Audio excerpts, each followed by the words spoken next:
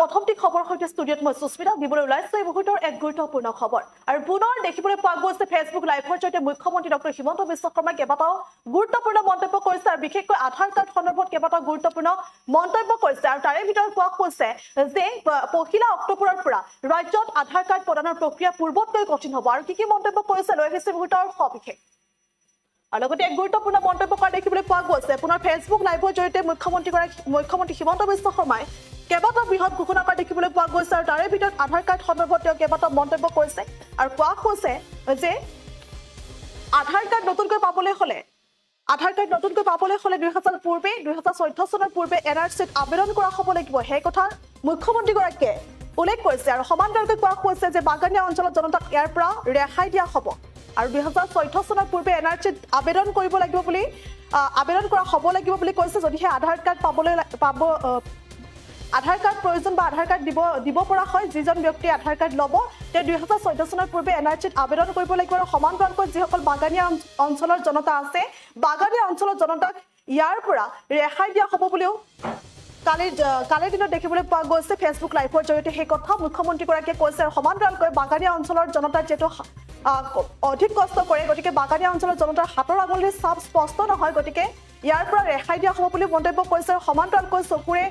আধাৰ লবৰ বাবে পৰ্যাপ্ত মেচিন নাছিল চৰকাৰৰ হাতত এদৰে মন্তব্য কৰা দেখিবলৈ পোৱা গৈছে আৰু কেইবাটাও মন্তব্য কৰিছে আৰু তাৰে ভিতৰত কোৱা হৈছে যে কেন্দ্ৰৰ অনুমোদনৰ ভিত্তিত ৰাজ্য চৰকাৰে 1 অক্টোবৰৰ পৰা আধাৰ কাৰ্ড প্ৰদানৰ প্ৰক্ৰিয়াটো অত্যন্ত কঠিন পৰীক্ষাৰ ভিত্তিত সম্পাদন কৰাৰ সিদ্ধান্ত গ্ৰহণ কৰিছে আৰু সমান্তৰালকৈ চাহ জনগোষ্ঠী আৰু গোৰ্খা সম্প্ৰদায়ৰ ক্ষেত্ৰতো কিছু শিথিল নীতি লোৱাৰ বাহিৰে আন কোনো বৈদেশিক নাগৰিকে যাতে অসমত সহজে আধাৰ কাৰ্ড ল'ব নোৱাৰে তাৰ বাবেও কঠিন পৰীক্ষাৰ ব্যৱস্থা কৰা হ'ব বুলি মন্তব্য কৰা দেখিবলৈ পোৱা গৈছে এই ক্ষেত্ৰত সংবাদমেল যোগে মুখ্যমন্ত্ৰীগৰাকীয়ে মন্তব্য কৰিছে আৰু সমান্তৰালকৈ ফেচবুক লাইভৰ জৰিয়তে সেই কথা উল্লেখ কৰিছে আৰু তেওঁ কৈছে যে পূৰ্বতে এনআৰচিৰ বাবে আবেদন নকৰা কোনেও যাতে আধাৰ কাৰ্ডৰ বাবে যোগ্য নহ'ব পূৰ্বতে এনআৰচিৰ বাবে আবেদন নকৰা কোনো লোকে আধাৰ কাৰ্ডৰ বাবে যোগ্য নহ'ব বুলি মন্তব্য কৰিছে লগতে তেওঁ কৈছে তেওঁলোকক বিদেশী বুলি গণ্য কৰা হ'ব আনকি নতুনকৈ আধাৰ কাৰ্ডৰ বাবে আবেদন কৰিব লাগিলে তেওঁলোকে এনআৰচিত আবেদন কৰাৰ নম্বৰটো প্ৰমাণ হিচাপে দিব লাগিব আৰু সেই কথা মুখ্যমন্ত্ৰীগৰাকীয়ে কালিৰ দিনটোত সংবাদমেল যোগে ঘোষণা কৰিছে আৰু সমান্তৰালকৈ অহা 10 দিনৰ ভিতৰত এই সংক্ৰান্তীয় অধিসূচনা জাৰি কৰা হ'ব আৰু সেই কথা উল্লেখ কৰা কৈছে মুখ্যমন্ত্ৰীগৰাকীয়ে আৰু লগতে মুখ্যমন্ত্ৰীগৰাকীয়ে জানিবলৈ দিছে যে ইতিপূৰ্বে আধাৰ কাৰ্ডৰ বাবে আবেদন কৰি থোৱা 9,55,000 লোকক চলিত মাহৰ ভিতৰতে আধাৰ কাৰ্ড পোৱাত অসুবিধা নহ'ব বুলিও মন্তব্য কৰিছে আৰু কালিৰ দিনত এনে দেখিবলৈ পোৱা গৈছে সংবাদমেল যোগে কেইবাটাও আধাৰ কাৰ্ড সম্বন্ধত কেইবাটাও বৃহৎ মন্তব্য কৰা দেখিবলৈ পোৱা গৈছে আৰু লগতে তেওঁ উল্লেখ কৰিছে যে বাগানীয়া অঞ্চলৰ জনতাক ইয়াৰ পৰা ৰেহাই দিয়া হ'ব কিয়নো তেওঁলোকৰ হাতৰ আঙুলিৰ যি ছাপ স্পষ্ট নহয় গতিকে এইদৰে দেখিবলৈ পোৱা গৈছে কেইবাটাও আধাৰ কাৰ্ড সন্দৰ্ভত গুৰুত্বপূৰ্ণ মন্তব্য কৰিছে ৰাজ্যৰ মুখ্যমন্ত্ৰীগৰাকীয়ে আৰু কি মন্তব্য কৰিছে এই মুহূৰ্তত কিছু ভাষ্য আমাৰ সৈতে আছে দৰ্শকলৈ আগবঢ়াইছো আধাৰ অসমত নিৰন্তৰভাৱে আধাৰ ইস্যু কৰি থকা হৈছে আধাৰ কাৰ্ড মানুহক দি থকা হৈছে আমি বন্ধ হৈ থকা আধাৰ কাৰ্ডবিলাক মুকলি কৰি দিবলৈ সিদ্ধান্ত লৈছো অহা কিছুদিনৰ ভিতৰত বন্ধ হৈ থকা সকলে আধাৰ পাব কিন্তু সকলোকে সকলো সময়তে আধাৰ দি থাকিব পাৰি নেকি আজি জন্ম লোৱা 16 বছৰৰ তলৰ লোকসকলৰ কথা বেলেগ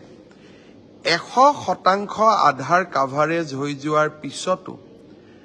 প্ৰাপ্তবয়স্ক কোন লোকে আকৌ আধাৰ ল'বলৈ আহে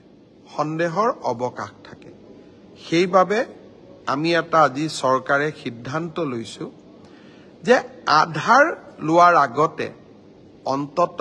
2014ত এনআৰচিত আবেদন কৰাৰ প্ৰমাণ থাকিব লাগিব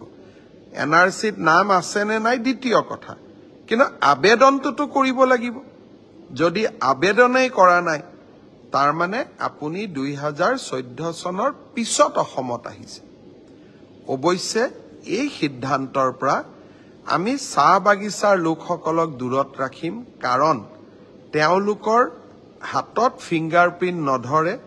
চকুৱেদি আধাৰ ল'ব লাগে আমি মেচিন আনিব পৰা নাই কিছু আধাৰ আমি জেনুইনলি দিব বাকি আছে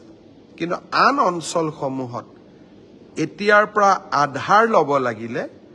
অন্তত এনআৰচিত আবেদন কৰাৰ প্ৰমাণ আমাক আধাৰ অসমত নিৰন্তৰভাৱে আধাৰ ইস্যু কৰি থকা হৈছে, আধাৰ কাৰ্ড মানুহক দি থকা হৈছে। আমি বন্ধ হৈ থকা আধাৰ কাৰ্ডবিলাক মুকলি কৰি দিবলৈ সিদ্ধান্ত লৈছোঁ। অহা কিছুদিনৰ ভিতৰত বন্ধ হৈ থকা সকলে আধাৰ পাব। কিন্তু সকলোকে সকলো সময়তে আধাৰ দি থাকিব পাৰি নেকি? আজি জন্ম লোৱা 16 বছৰৰ তলৰ লোকসকলৰ কথা বেলেগ। 100% আধাৰ কাভাৰেজ হৈ যোৱাৰ পিছতো প্ৰাপ্তবয়স্ক কোন লোকে আকৌ আধাৰ ল'বলৈ আহে? সন্দেহৰ অৱকাশ থাকে। সেইবাবে আমি এটা আজি চৰকাৰে সিদ্ধান্ত লৈছোঁ যে আধাৰ লোৱাৰ আগতে অন্তত 2014ত NRCত আবেদন কৰাৰ প্ৰমাণ থাকিব লাগিব। NRCত নাম আছে নে নাই দ্বিতীয় কথা,